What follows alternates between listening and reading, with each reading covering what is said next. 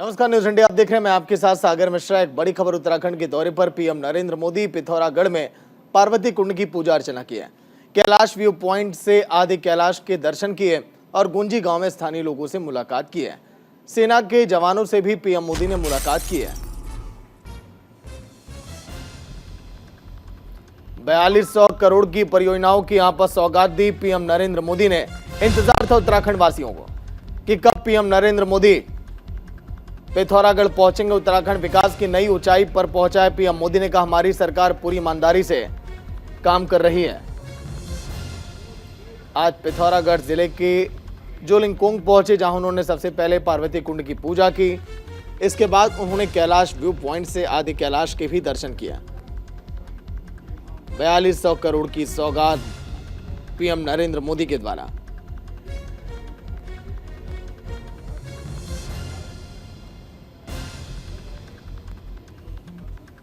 PM Narendra Modi का उत्तराखंड दौरा, जहां पर आज बड़ी सौगात उत्तराखंड वासियों को।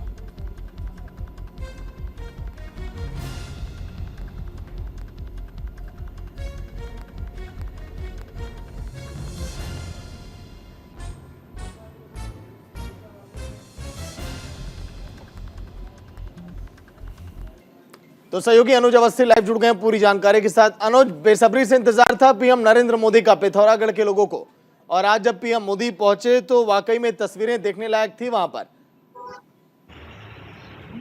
जी बिल्कुल सागर, जिस तरीके से प्रधानमंत्री नरेंद्र मोदी का उत्तराखंड दौरा था और सबसे पहले वो सुबह करीब 8:30 बजे जौलीगांव पहुंचे और वहां से वो आदि कैलाश पर्वत के उन्होंने दर्शन किए। साथ ही साथ अगर बात करें माता पार्वती के मंदिर में उन्होंने पूजा अर्चना करी। जो वहां पे मानसरोवर झील है और जो पार्वती कुंड है वहां पे भी उन्होंने पूजा अर्चना करी। उसके बाद वो गुंजी गांव पहुंचे, जहां पे उन्होंने 4200 करोड़ रुपए की सौगात दी है, राष्ट्र को समर्पित किया है 4200 करोड़ रुपए की सौगातों को, जिसमें पेयजल की अगर बात करें, शिक्षा की अगर बात करें, स्वास्थ्य की अगर बात करें, ग्रामीण सड़क विकास की अगर बात करें, सड़क निर्माण की अगर बात करें, पुलों की अगर बात करें, तो ये तमाम सौगातें प्रधानमंत्री नरेंद्र मोदी ने राष्ट्र को समर्पित करी हैं। जिसमें सबसे ज्यादा अगर बात करें तो जो उत्तराखंड में पुल है, करीब 39 पुल उत्तराखंड में बनने हैं, जिसको प्रधानमंत्री नरेंद्र मोदी ने बटन दबा करके शिलान्यास और लोकार्पण किया। सब दूसरी चीज, उत्तराखंड में जिस तरीके से नेशनल हाईवे की अगर बात करें तो 2 नेशनल हाईवे भी उसमें शामिल है।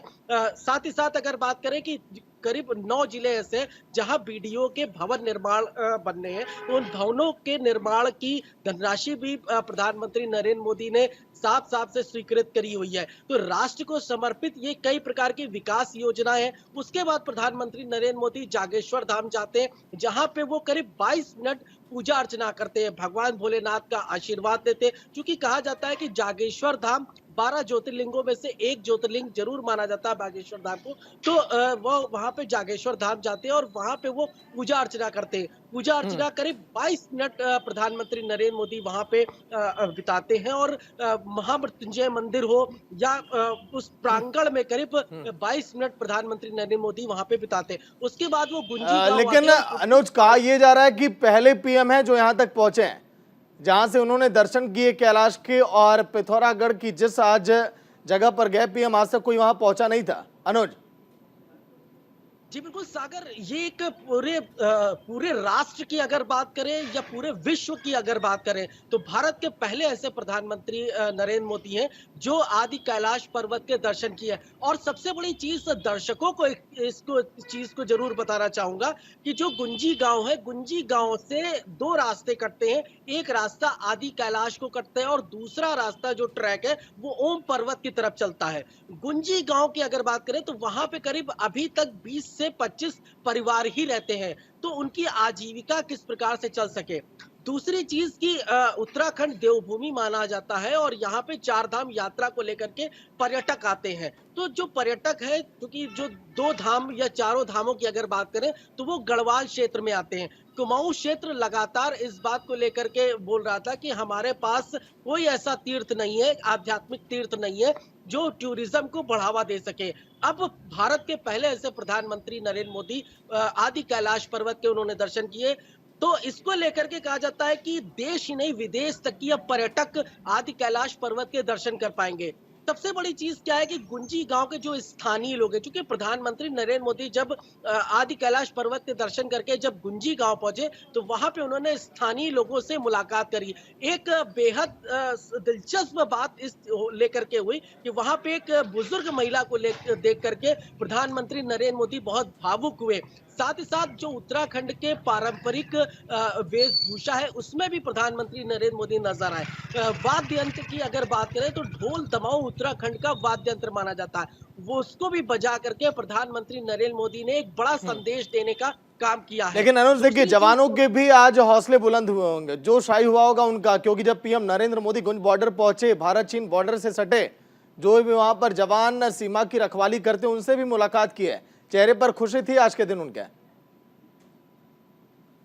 जी बिल्कुल, जिस तरीके से जब वो वापसी आदि कैलाश से आ रहे थे तो उन्होंने आईटीबीपी के जवानों से मुलाकात करी और उनका हौसला अफजाई की। कहा जा सकता है कि गुंजी गांव हो या आईटीबीपी के जवान हो, सभी जगहों पे नमो नमो ही जो है के गूंज सुनाई दे रही थी। और गुंजी गांव के लोगों ने पहली बार जो ये उत्सव मना है, ये शिव उत्सव के नाम से उन्होंने इसका नाम रखा और ये शिव उत्सव मनाया। वहां पे कई प्रकार के जो उत्तराखंड के लोक नृत्य हैं, चाहे वो जागर की अगर बात करें तो इस तरीके के लोक नृत्यों का भी आयोजन वहां पे किया गया और वहां के जो स्थानीय लोग हैं वो बेहद खुश नजर आए प्रधानमंत्री नरेंद्र मोदी की एक झलक पाने को लेकर के।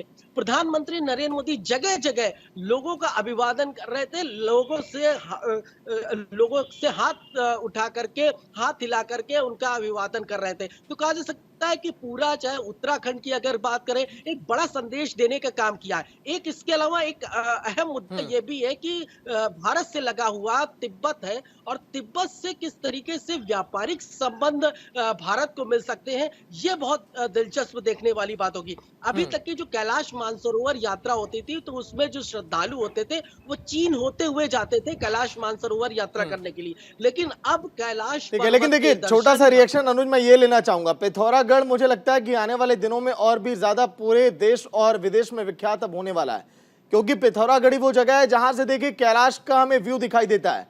लोगों को अब तिब्बत जाने की जरूरत अब नहीं पड़ेगी। 18,000 फीट की ऊंचाई पर बेशक है पिथौरागढ़।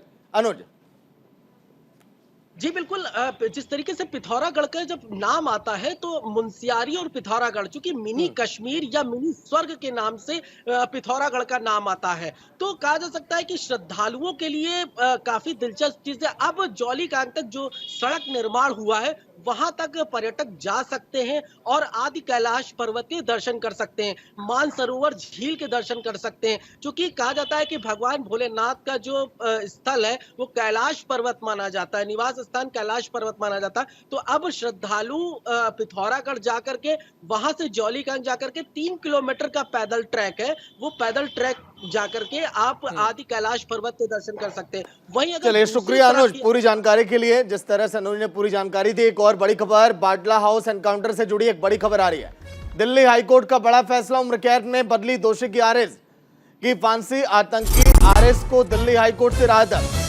आरएस को नहीं होगी फांसी। बड़ी खबर आपकी टीवी स्क्रीन पर।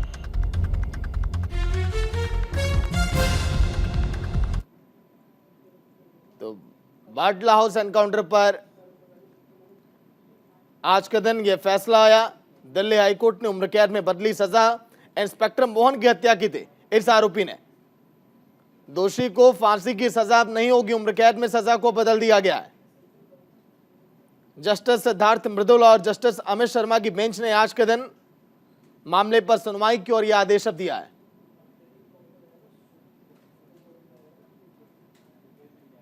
बाटला हाउस एनकाउंटर से जुड़ी है बड़ी खबर। आरिज खान जो कि इंडियन मुजाहिदीन का आतंकी है, दिल्ली पुलिस के इंस्पेक्टर मोहन चंद शर्मा की हत्या का इस पर आरोप है।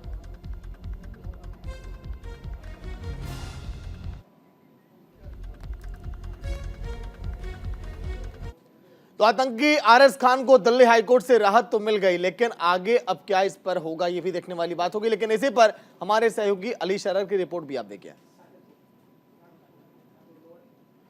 2008 में राजधानी दिल्ली के बटला हाउस इलाके में हुए एनकाउंटर में मोहन चंद शर्मा की मौत हो गई थी, जो कि दिल्ली पुलिस में इंस्पेक्टर के पद पर तैनात थे और अपनी ड्यूटी निभा रहे थे। जिस समय गोलीबारी हुई उस समय गोली लगने के कारण मोहन चंद शर्मा की मौत हो गई थी, जिसके बाद एक आरोपी अरिजीत खान को गिरफ्तार किया था। करीब 12.5 साल चले पूरे मामले की सुनवाई के बाद निचली अदालत दिल्ली के साकेत कोर्ट ने आजीवन कारावास नहीं बल्कि मृत्यु दंड की सज़ा सुनाई थी। लेकिन इस पूरे मामले को चुनौती देते हुए आरोपी के परिवार ने हाईकोर्ट का रुख किया और हाईकोर्ट में जब ये रुख हुआ तो इस पूरे मामले को अब यानी कि कहा जाए 15 साल बाद इस पूरे मामले को अब मृत्यु दंड की बजाय आजीवन कारावास में बदल दिया गया है। हम आपको बताएं, आजीवन कारावास वो सज़ा है यानी कि जब भी किसी आरोपी को सज़ा सुनाई जाती है मुजरिम को, तो वो जेल में जब तक जिंदा रहेगा जेल के अंदर ही रहेगा, यानी कि मृत्यु मरने के बाद ही बाहर आएगा। हालांकि पहले ये आजीवन कारावास नहीं था, पहले कहता था उम्र कैद में करीब 14 साल की उम्र का प्राविधान था। लेकिन अब ये पूरा मामला जब तक इंसान जिएगा जेल के अंदर रहेगा। तो ये भी कहा जा सकता है कि पूरे मामले की सुनवाई सुनने के बाद ही दिल्ली हाई कोर्ट ने फैसले को सुरक्षित रखा था और ये पूरा फैसला 18 अगस्त को ही सुन लिया था, लेकिन फैसला सुरक्षित रख लिया था और आज इस मामले में सुनवाई की गई है। यानी कि आज मृत्यु दंड के बजाय अब आजीवन कारावास अरिजीत खान को हुई है, जो कि इंडियन मुजाहिदीन का आतंकी भी कहलाता है। तो अब ये कहीं ना कहीं कहा जा सकता है कि जब पूरी सुनवाई चल रही थी दिल्ली पुलिस की ओर से, तो उस टाइम ये कहा गया था कोर्ट ने, हालांकि इस पूरे जो आरोप लगे हैं अरिजीत खान पर, आतंकी पर, वो तमाम आरोप रखे गए हैं, उसमें कोई तब्दीली नहीं की गई। लेकिन जो सज़ा मृत्यु दंड की गई थी उससे अब आजीवन कारावास में बदला गया, यानी कि अब जब तक आतंकी अरिजीत खान जिंदा रहेगा जेल के अंदर रहेगा। कैमरामैन भूषण के साथ अली शरर, न्यूज़ इंडिया, दिल्ली। तो अली शरर की रिपोर्ट आपने देखी और लाइव में भी जुड़े हुए हैं। अली, अब सामने वाला पक्ष अब क्या करेगा? क्योंकि देखिए सन 2008 की यह घटना है, 19 सितंबर सुबह जब हत्या की गई थी यहां पर एक पुलिसकर्मी की। क्या ये फैसले के अभी विरोध में कुछ अब होने वाला है अली?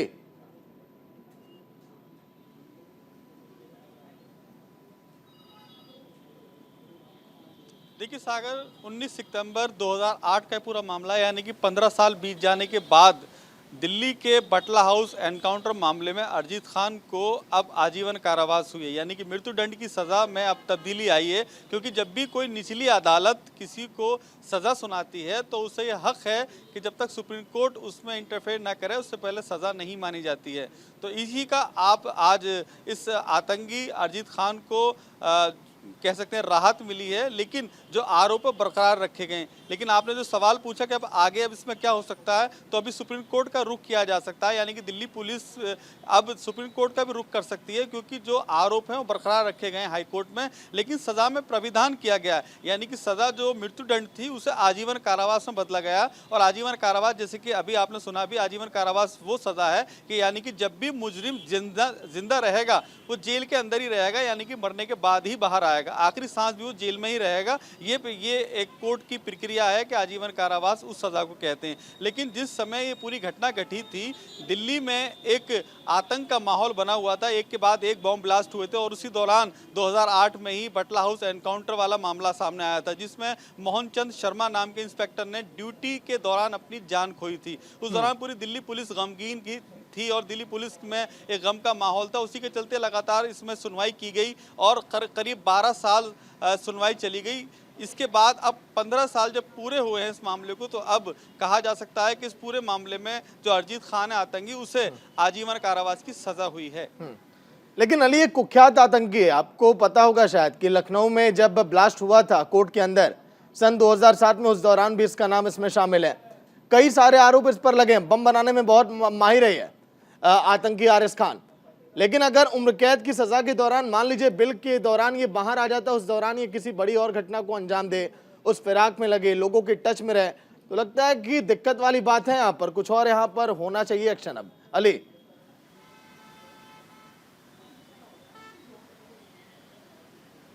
बिल्कुल आपका सवाल वाजिब है सागर, क्योंकि ऐसे कुख्यात आरोपी को, ऐसे कुख्यात अपराधी को कहीं भी सजा में कोई तब्दीली नहीं करनी चाहिए, लेकिन दिल्ली हाई कोर्ट ने तमाम पक्ष सुने और जब पक्ष सुना जा रहा था उस वक्त अरिजीत खान के जो आतंकी के एडवोकेट हैं उन्होंने साफ तौर पर कहा था कि जिस टाइम गोलीबारी चली है उस वक्त हमारा मुवक्किल वहाँ था ही नहीं, जिसको दिल्ली पुलिस ने अनावश्यक रूप से आरोपी बनाया है। हालांकि तमाम तथ्यों को सुनते हुए करीब इस पूरे मामले की सुनवाई भी 2 से 3 महीने चली थी और उसके बाद फैसला सुरक्षित रख लिया गया था। लेकिन आज इस पूरे मामले में दिल्ली के न्यायाधीश ने जो हाईकोर्ट में है उन्होंने पूरा फैसला सुनाया, तो कहीं ना कहीं दिल्ली पुलिस का मनोबल डाउन हुआ है। शुक्रिया अली पूरी जानकारी के लिए। एक और बड़ी खबर, मनीष सिसोदिया की जमानत याचिका पर सुनवाई टल गई है। सुप्रीम कोर्ट में सिसोदिया की याचिका पर सुनवाई नहीं हुई। जस्टिस संजीव खन्ना की गैर मौजूदगी में के चलते सुनवाई ये टली है। पिछली सुनवाई में सुप्रीम कोर्ट ने ईडी पर उठाए थे कई सवाल। सरकारी गवाह के बयान पर आखिर कैसे भरोसा करेंगे, कोर्ट ने यह भी कहा था।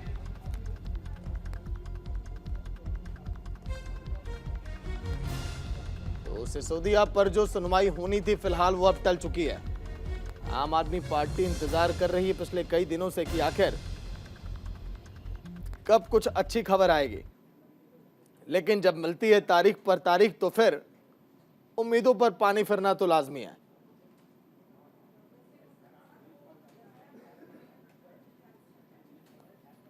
तो जस्टिस की गैर मौजूदगी के चलते सुनवाई आज के दिन टल गई। संजय सिंह भी फिलहाल इसी दौर से गुजर रहे, उन पर भी सुनवाई होने वाली है और देखना अहम होगा कि उन पर क्या फैसला आएगा। लेकिन दिल्ली के पूर्व डिप्टी सीएम सिसोदिया के गिरफ्तार होने के बाद लगातार आम आदमी पार्टी चिंतित है। सहयोगी नमित त्यागी लाइव जुड़ गए हैं पूरी जानकारी के साथ।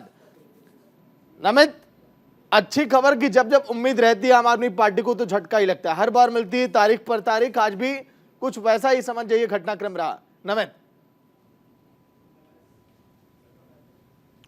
देखिए बिल्कुल, क्योंकि इससे पहले जिस दिन सुप्रीम कोर्ट के अंदर मनीष सिसोदिया के मामले में सुनवाई खत्म हुई थी, लग रहा था कि मनीष सिसोदिया को जमानत उसी दिन मिल जाएगी, लेकिन उस दिन वो हो ना सका और 12 अक्टूबर के लिए तारीख दे दी गई। लेकिन आज 12 अक्टूबर का दिन है और आज भी सुनवाई जो है वो टाल दी गई है, क्योंकि इस पूरे मामले की जो सुनवाई कर रहे थे संजीव खन्ना, जस्टिस संजीव खन्ना की अनुपलब्धता के कारण जो है वो सुनवाई नहीं हो सकी, क्योंकि संविधान पीठ के 7 जजों में वो शामिल है, इस वजह से वो उपलब्ध नहीं थे। इसी वजह से सुनवाई को टाल दिया गया है। हालांकि जो पिछली सुनवाई हुई थी मनीष सिसोदिया के मामले में, जो कि दिल्ली के अंदर कथित शराब घोटाला हुआ था, उसमें सुप्रीम कोर्ट ने ईडी से कई तीखे सवाल किए थे। सुप्रीम कोर्ट ने सीधे कहा था कि जिस सरकारी गवाह के बेस पर मनीष सिसोदिया की गिरफ्तारी हुई है या फिर जो दलीलें आप पेश कर रहे हैं उनमें कितना दम है, और ऐसा नहीं हो सकता क्योंकि मनीष सिसोदिया का नाम मनी ट्रोल में नहीं है, तो आखिर मनी लॉन्ड्रिंग में कैसे मनीष सिसोदिया को आपने आरोपी बनाया। तो इस तरीके के तीखे सवाल सुप्रीम कोर्ट की तरफ से ईडी के सामने पेश किए गए थे और ईडी से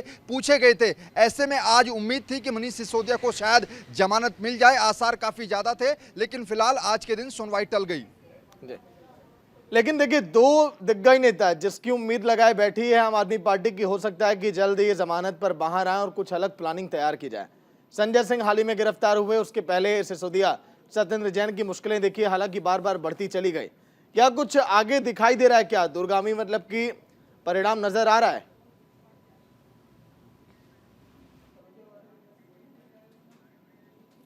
चलिए, शुक्रिया नमित पूरी जानकारी के लिए। बिहार के बक्सर में भीषण ट्रेन हादसा हो गया। नॉर्थ ईस्ट एक्सप्रेस के 21 डिब्बे पटरी से उतर गए। रेल हादसे में 4 की मौत हो गई, 100 घायल। रेलवे प्रशासन ने वहां रेस्क्यू ऑपरेशन चलाया।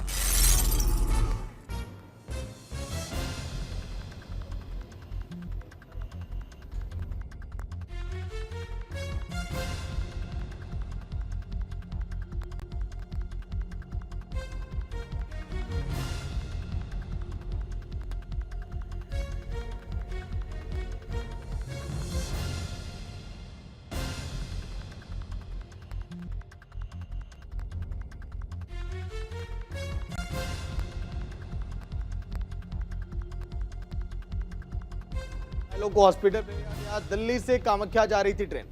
बिहार में दिल्ली से गुवाहाटी जा रही थी नॉर्थ ईस्ट की एक्सप्रेस 12506 गाड़ी का नंबर। रात में हादसे का शिकार हो गई। ट्रेन की 21 बोगियां पटरी से उतर गई, जिनमें AC 3 टियर की 2 बोगियां पलट गई।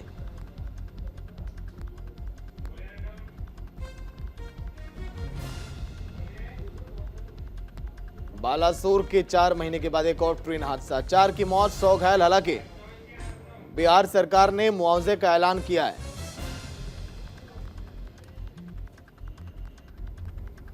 तो सहयोगी गौरव लाइव जुड़ गए हैं पूरी जानकारी के साथ। गौरव, फिलहाल जो लोग घायल हैं उनकी हालत कैसी है? हालांकि देखिए सीएम ने मुआवजे का ऐलान तो जरूर इस पर किया है। गौरव,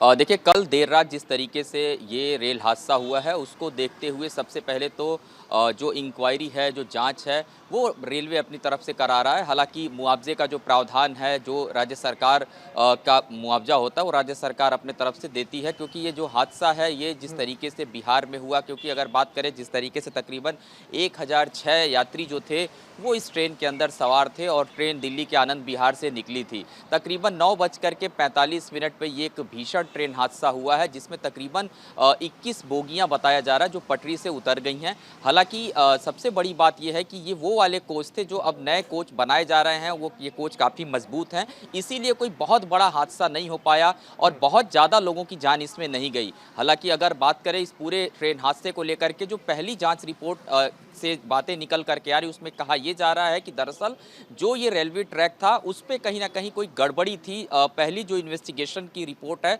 उसमें सोर्सेज यही जानकारी दे रहे हैं, ट्रैक की एक गड़बड़ी निकल करके आ रही है सामने। हालांकि आगे जो इन्वेस्टिगेशन की प्रक्रिया है वो रेलवे करवा रहा है और इस हादसे पर रेलवे इस बार इस एंगल पर भी जांच करना चाह रहा है कि कहीं ये किसी प्रकार का कोई षड्यंत्र तो नहीं, क्योंकि अक्सर हमने देखा पिछले दिनों वंदे भारत एक्सप्रेस की जो ट्रैक्स पे कई बार पत्थर बिछाते हुए कुछ लोग नजर आए, कई बार ट्रैक के जो रॉड हैं उनको ढीला करते हुए कुछ जो असामाजिक तत्व वो नजर आए। तो इसलिए इस एंगल पर भी जो जांच है इस रेल हादसे को लेकर के देखिए किया जा बिल्कुल रहा है। गौरव, ये लापरवाही आखिर क्यों हो रही है? क्योंकि बालासोर की घटना हमने देखी जहां से कहा गया कि अब सबक लेगा रेलवे प्रशासन और रेलवे विभाग, लेकिन उसके बाद एक और घटना जिसने अब कटघरे में खड़ा कर दिया और कई सवाल अब खड़े हो रहे हैं। शुक्रिया गौरव पूरी जानकारी के लिए।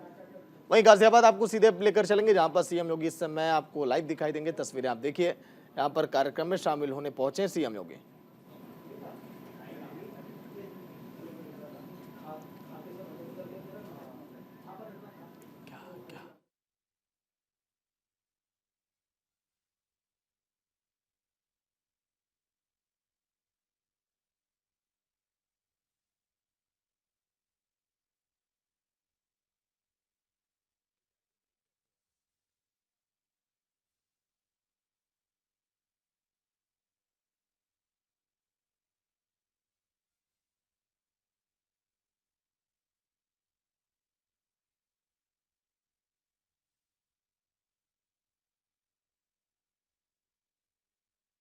के लिए इस समय सीएम योगी आदित्यनाथ पहुंचे हुए हैं। लाइव ये तस्वीरें हम आपको दिखा रहे हैं।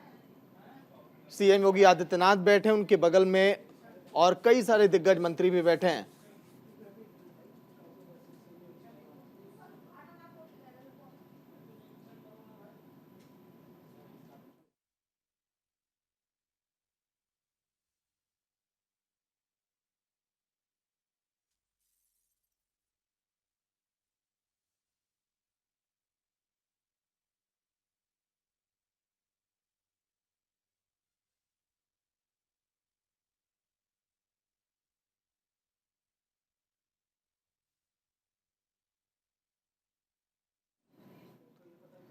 तो लगातार जिस तरह से उत्तर प्रदेश चौतरफा विकास कर रहा है, उसी दिशा में एक और कदम अब बढ़ाया है सीएम योगी आदित्यनाथ ने।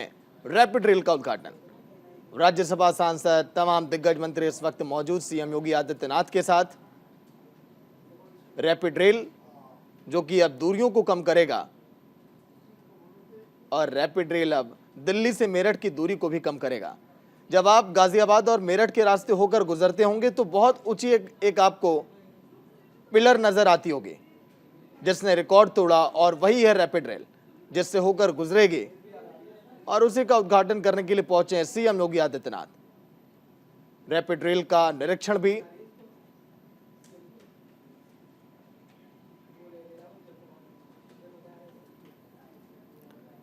चलिए रैपिड रेल की